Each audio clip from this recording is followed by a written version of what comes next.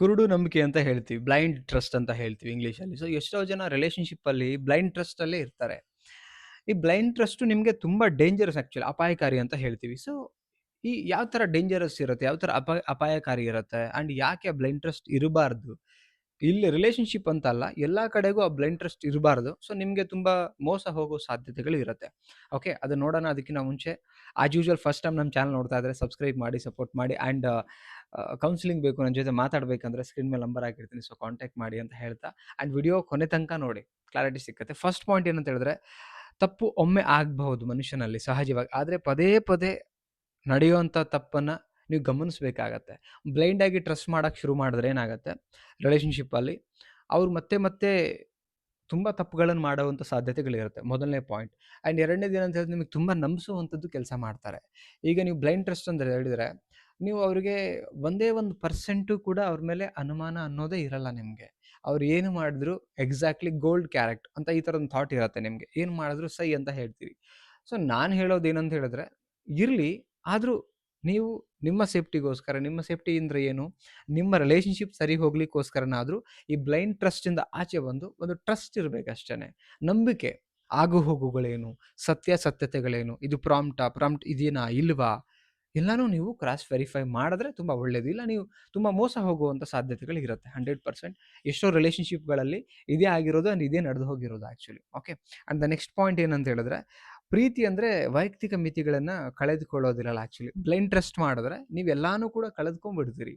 Personal ನಿಮ್ಮದೊಂದು respect ಇರುತ್ತಲ್ಲ, ಅದನ್ನು ಕಳ್ಕೋಬೇಕಾಗತ್ತೆ. Blind trust ಇದ್ದಾಗ, ಬ್ಲೈಂಡ್ ಆಗಿ ಟ್ರಸ್ಟ್ ಮಾಡುವಂಥ ಮನಸ್ಥಿತಿ ಇದ್ದಾಗ ಏನು ಮಾಡ್ತೀರಿ, ಅವ್ರಿಗೋಸ್ಕರ ಏನು ಬೇಕಾದ್ರೂ ಮಾಡ್ಲಿಕ್ಕೆ ರೆಡಿ ಇರ್ತೀರಿ. ಯಾವ ಮಟ್ಟಕ್ಕೆ ಇಳಿಯೋಕ್ಕೂ ಕೂಡ ರೆಡಿ ಇರ್ತೀರಿ ನೀವು. ಸೊ ನಾನು ಹೇಳೋದು, ಇಳಿಬೇಕು, ಮಟ್ಟಕ್ಕೆ ಇಳಿಬೇಕು, ಅವ್ರಿಗೋಸ್ಕರ ಏನು ಬೇಕಾದ್ರೂ ಮಾಡ್ಬೇಕು. ಅಷ್ಟೇ ಪ್ರಾಂಪ್ಟಾಗಿ ಆ ಕಡೆಯಿಂದ ನಮಗೆ ರೆಸ್ಪಾನ್ಸ್ ಇರಬೇಕಲ್ವಾ. ಆ್ಯಂಡ್ ನಮಗೂ ಒಂದು ಬೌಂಡ್ರೀಸ್ ಅಂತ ಇದೆ. ಅವ್ರು ನಮಗೆ ಎಷ್ಟೇ ಹರ್ಟ್ ಮಾಡಿದ್ರು, ನೋವು ಮಾಡಿದ್ರು, ಒದ್ದಾಡಿಸಿದ್ರು, ನಾವು ನಮ್ದೆಲ್ಲ ಬಿಟ್ಬಿಟ್ಟು ನಾವು ಅವ್ರಿಗೇನು ಮತ್ತೆ ಒಂದೇ ಮನಸ್ಥಿತಿ ಇಟ್ಕೊಂಡು ಹೋದಾಗ ಏನಾಗುತ್ತೆ, ಅದಕ್ಕೆ ಬ್ಲೈಂಡ್ ಟ್ರಸ್ಟ್ ಅಂತ ಹೇಳ್ತೀವಿ. ಆ್ಯಂಡ್ ಅಲ್ಲಿ ನಮ್ಗೆ ಅಗೇನ್ ಹೇಳ್ತಿದ್ದೀನಿ, ನಮ್ಮತನ ನಾವು ಕಳ್ಕೊಳ್ಳುವಂಥ ಎಲ್ಲ ಸಾಧ್ಯತೆಗಳು ಕಾಣೋದೇ ಅಲ್ಲ ಆ್ಯಕ್ಚುಲಿ ನನ್ನ ಪ್ರಕಾರ. ಸೊ ನಾನು ಹೇಳಬೇಕು ಅಂತ ಅದಕ್ಕೆ ನಾನು ಹೇಳ್ತಿದ್ದೀನಿ ಏನಂತ ಹೇಳಿದ್ರೆ, ಬ್ಲೈಂಡ್ ಟ್ರಸ್ಟ್ ಕೆಲವು ವಿಚಾರಗಳಲ್ಲಿರಲಿ, ಇನ್ನು ಕೆಲವು ವಿಚಾರಗಳಲ್ಲಿ ಕ್ರಾಸ್ ವೆರಿಫೈ ಮಾಡಿ. ಬಿಕಾಸ್ ಆಫ್ ಯುವರ್ ಸೇಫ್ಟಿ, ನೀವು ಚೆನ್ನಾಗಿರೋದು, ನೀವು ಸೇಫ್ಟಿ ಆಗಿರೋದು ತುಂಬ ಮುಖ್ಯ ಇರುತ್ತೆ. ನಿಮ್ಮ ರಿಲೇಶನ್ಶಿಪ್ ಉಳಿಯೋದು ಕೂಡ ಅಷ್ಟೇ ಮುಖ್ಯ ಇರುತ್ತೆ. ಸೊ ಹಾಗಾಗಿ ಹೇಳ್ತಿರೋದು. ಓಕೆ, ಆ್ಯಂಡ್ ನೆಕ್ಸ್ಟ್ ಪಾಯಿಂಟ್ ಏನಂತ ಹೇಳಿದ್ರೆ, ಎಲ್ಲ ನಿರ್ಧಾರಗಳನ್ನು ಇನ್ನೊಬ್ಬರ ಕೈಗೆ ಬಿಡುವಂಥದ್ದು. ಎಲ್ಲಾನು ಕೂಡ ಅವ್ರವ್ರ ಇದ್ರ ಮೇಲೆ ಬಿಟ್ಬಿಡುವಂಥದ್ದು. ಎಕ್ಸಾಂಪಲ್, ಈಗ ನಿಮ್ಮ ಜೊತೆಗಿದ್ದಾರೆ ಒಬ್ರು ಯಾರೋ ವ್ಯಕ್ತಿ ಅಂತ ಹೇಳಿದ್ರೆ, ಏನೇ ನಿಮ್ಮ ಪರ್ಸನಲ್, ನಿಮ್ಮ ಆರೋಗ್ಯಕ್ಕೆ ಸಂಬಂಧಪಟ್ಟಂಗಿರಲಿ, ಮತ್ತೊಂದಿರಲಿ, ನಿಮ್ಮ ಗಮನಕ್ಕೆ ಬರುವಂಥದ್ದು ಡಿಸಿಷನ್ಗಳನ್ನು ಅವ್ರಿಗೆ ಕೊಟ್ಟು ಕೂತ್ಕೊಳ್ಳುವಂಥದ್ದು. ನಿಮಗೆ ಗೊತ್ತಿರುತ್ತೆ ನಾಲೆಡ್ಜ್ ಕೆಲವು ವಿಚಾರಗಳಲ್ಲಿ, ಅದನ್ನು ಅವ್ರು ಕೇಳ್ಬಿಟ್ಟೆ ಮಾಡೋದು. ನಾನೇನು ಹೇಳ್ತೀನಿ ಅಂದರೆ, ಎಕ್ಸಾಂಪಲ್, ಈಗ ನೀವು ಒಳ್ಳೆ ಕುಕ್ ಇದ್ದೀರಾ ಅನ್ಕೊಳ್ಳಿ. ಕೆಲವ್ರಿಗೆ ಕುಕ್ ಬಗ್ಗೆ ನಾಲೆಡ್ಜ್ ಇಲ್ಲ. ಕುಕ್ ಅಂದ್ರೆ ಅಡುಗೆ ಮಾಡೋರು. ಈಗ ಒಳ್ಳೆ ಅಡುಗೆ ಮಾಡೋನ ಹತ್ರ, ಅಡುಗೆ ಮಾಡಕ್ಕೆ ಬರದೇ ಇರೋ ಹತ್ರ, ಈಗ ಬಿರಿಯಾನಿಗೆ ಏನೇನು ಹಾಕಬೇಕು ಅಂತ ಅಡುಗೆ ಮಾಡಕ್ಕೆ ಬರದೇ ಇರೋ ಹತ್ರ ಕೇಳಿದಾಗ ಏನಾಗುತ್ತೆ ಹೇಳಿ ನೋಡೋಣ. ಅವ್ನು ರಾಂಗ್ ಆಗೇ ನಿಮಗೆ ಸಜೆಸ್ಟ್ ಮಾಡ್ತಾನೆ.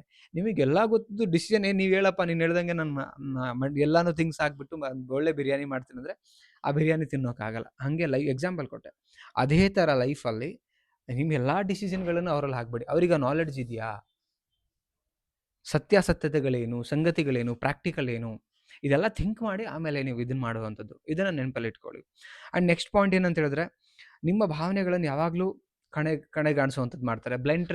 ಬ್ಲೈಂಡ್ ಆಗಿ ಟ್ರಸ್ಟ್ ಇತ್ತು ಅಂತ ಹೇಳಿದ್ರೆ, ಎಲ್ಲ ಎಮೋಷ್ನಲಿ ನಿಮ್ಮ ಥಾಟ್ ಇರುತ್ತೆ ಆ್ಯಂಡ್ ಫೀಲಿಂಗ್ಸ್ ಇದೆಲ್ಲನೂ ಕೂಡ ಏನು ಮಾಡಿಬಿಡ್ತಾರೆ, ಡೈವರ್ಟ್, ಅವರು ಅದೆಲ್ಲ ಡೈವರ್ಟ್ ಮಾಡ್ತಾರೆ. ಆ್ಯಂಡ್ ನಿಮ್ಮ ಬ್ಲೈಂಡಾಗಿ ಅವ್ರು ಕಡೆಗಣಿಸ್ಬಿಡ್ತಾರೆ ಅವರು ಅಷ್ಟೇ. ಯಾಕೆ ಅಂದರೆ, ನೀವು ಏನು ಮಾಡಿದ್ರು ಒಳ್ಳೆಯವರೇ ಬಿಡು. ಈಗ ಅವ್ರು ನಿಮಗೆ ಹಿಂದೆಯಿಂದ ನಿಮಗೆ ಸಾಯಿಸೋಕ್ಕೆ ಪ್ರಯತ್ನ ಪಟ್ರು ಕೂಡ ಏನು ಮಾಡ್ತೀರಿ, ಹಾಗೆ ಮಾಡಲ್ಲ ಬಿಡು, ತುಂಬ ಒಳ್ಳೆ ಜನ. ಆ ಥರ ಬ್ಲೈಂಡ್ ಆಗಿ ಇದ್ದಾಗ ಈ ಥರ ಚಾನ್ಸಸ್ಗಳು ಇರುತ್ತೆ. ಸ್ನೇಹಿತರೆ, ವಿಡಿಯೋ ನೋಡಿದ್ರಿ, ಈ ಬ್ಲೈಂಡ್ ಟ್ರಸ್ಟ್ ಬಗ್ಗೆ ನಿಮ್ಮ ಅನಿಸಿಕೆ ಏನು, ಅದನ್ನು ಕಾಮೆಂಟ್ ಸೆಕ್ಷನಲ್ಲಿ ಕಮೆಂಟ್ ಮಾಡಿ. ಇಷ್ಟ ಆದರೆ ಲೈಕ್ ಮಾಡಿ ಆ್ಯಂಡ್ ಎಲ್ರಿಗೂ ಶೇರ್ ಮಾಡಿ. ಆ್ಯಂಡ್ ಕೌನ್ಸಿಲಿಂಗ್ ಬೇಕಾ ಕಾಂಟ್ಯಾಕ್ಟ್ ಮಾಡಿ. ಮತ್ತೊಂದು ಟಾಪಿಕಲ್ಲಿ ಸಿಗ್ತೀನಿ. Thank you so much guys, love you, bye.